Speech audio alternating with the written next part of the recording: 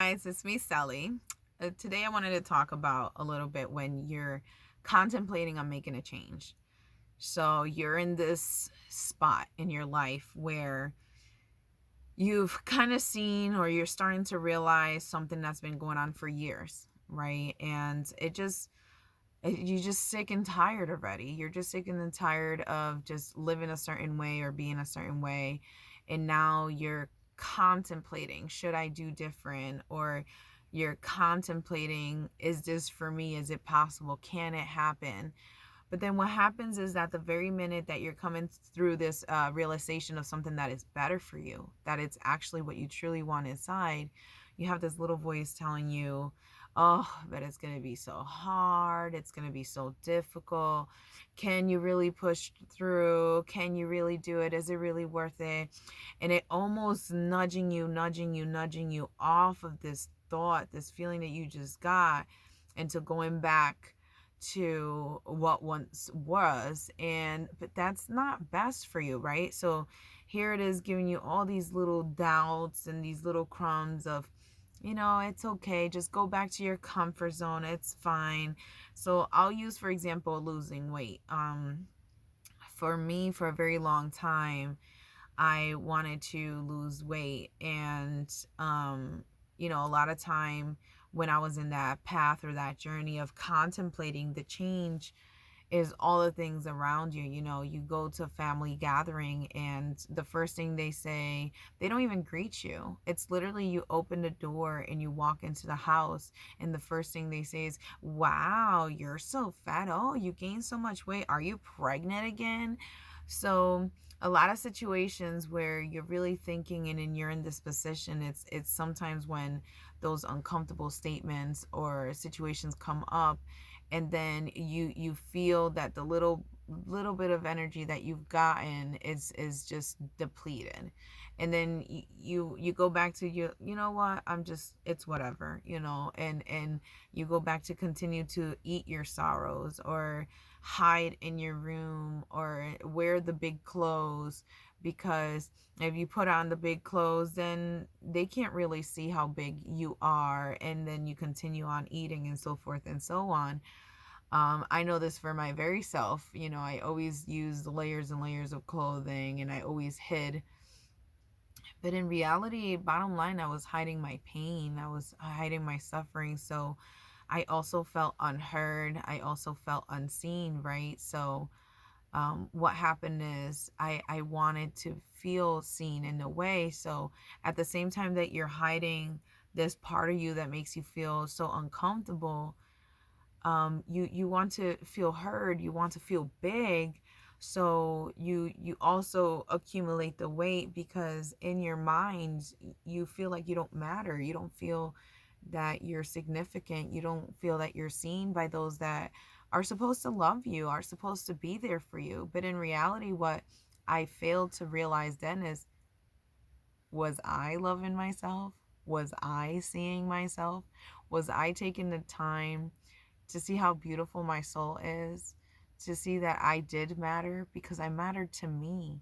But I was so focused onto, well, this person said this, well, this family member said this, well, this neighbor said this. Oh, when I'm working all day, the customers that go into my office, they're saying this, and it's like, but that's all outside of me. That wasn't me. Not once, at the time I was 36, and 36 years, I didn't realize, um when did I look at me? When did I see me as I mattered? When did I give me time? When did I give me kindness? When did I treated myself with compassion? Like you would when you see a child that you just think, ah, and oh my God, it's so cute. And he spills the cup and you're like, it's all right.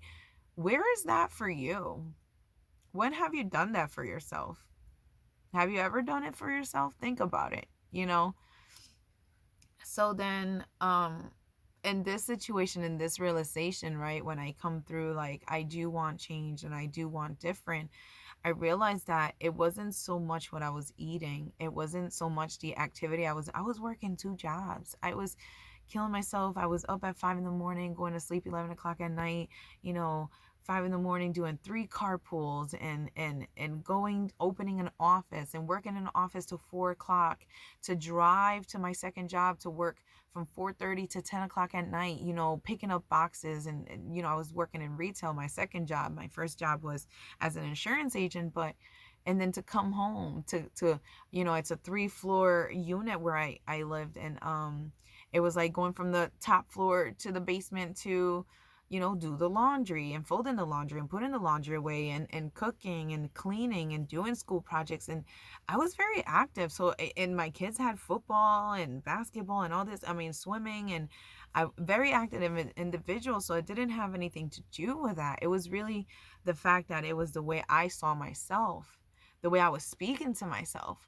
When I came out from the shower early in the morning, what I would do was I would stand in front of that mirror and I would call me every name in the book.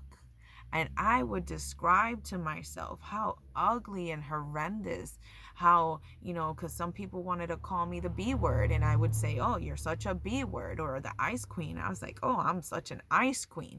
Or in Spanish, a C word. And I would say it, and this is how it greets my body, my soul, my mind every single day. 5 in the morning after a shower, get in front of that mirror and say, oh, girl, you're so fat. Oh, are you pregnant? All these names, belly this or whatever the hell it was. But the story I told myself was, if I said it long enough, staring myself in the mirror, I would become immune or numb to it.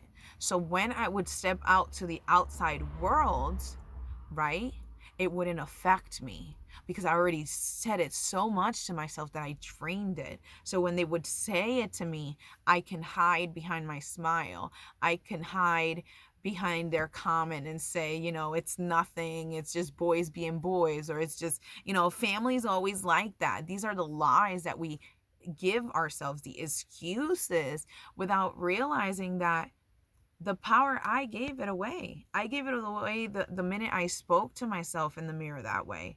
So it took me a long time for me to stop and say I wanted different, because I felt like I was dying inside.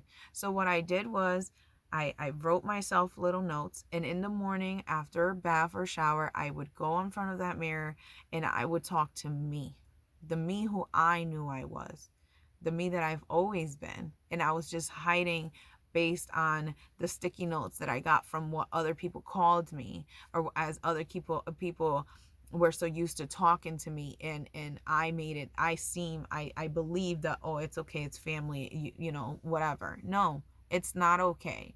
And that's when you set boundaries. So for those people that spoke in that way, I appreciate you. I love you genuinely. I have a great heart, but you do not serve me. You're not doing good for me. So I cut those people off, not because I didn't care for them, but because I started to care for myself more, right? So then I started writing these notes to myself, and in the morning, I would read the new that I wanted to feel. I didn't feel it at the time, but I knew and I committed. This is how I want to feel. So I took the steps. To get there, I needed a start. So I took the steps and I wrote the notes, and I would read it. Did I believe it at first? No, I didn't. But I would read, smile. You are beautiful. You are unique. You matter. You can never be replaced. You are one of a kind. And I would have it there, and I would walk out my house vulnerable, is what I thought, right? And I would be exposed, and here comes the comments. Oh, are you going to baby number 5? Are you pregnant? Are you this? Are you that?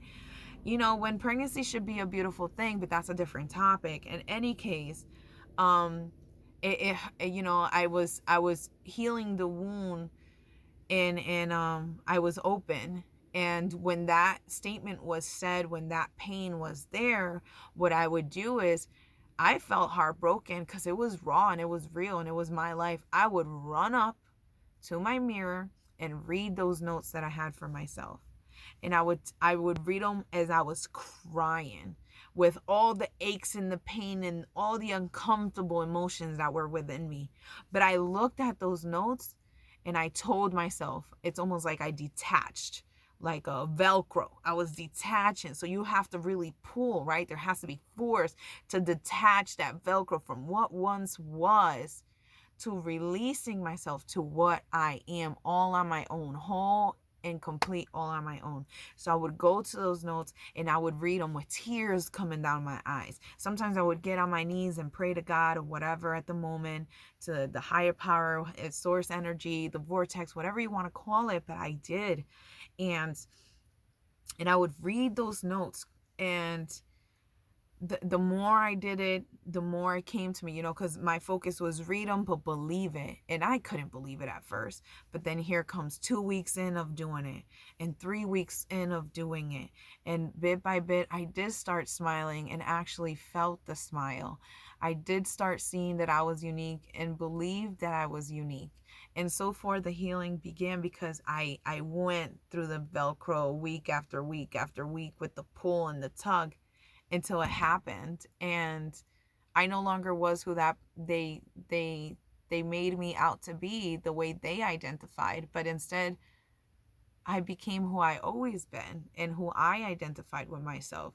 So then here comes the family, right? Those that were saying the statements as soon as I walked in through the house and said, "Oh, it's always about the weight, right? Always about the weight, or always about just, if you don't have something nice to say, then don't say nothing at all." And if you see you're exposing to someone that's constantly complaining or just not saying kind things, and that's really what they focus on, and they even get the kicks out of it, those are the type of people that you have to let go. And it doesn't matter who it is. It doesn't matter what relationship it might be. It might be an employer, an employee. It could be a mother, a father, your own child, obviously adult child, a sibling, a cousin, a grandparent. It does not matter, because you have to put you first. Because if you don't put you first, who will? Set the boundaries. And I set those boundaries, and I cut those lineages off. And when they come with me, if they start, I walk away, because no response is a response. No response is setting boundaries, right? So then, as time went on, I created the new.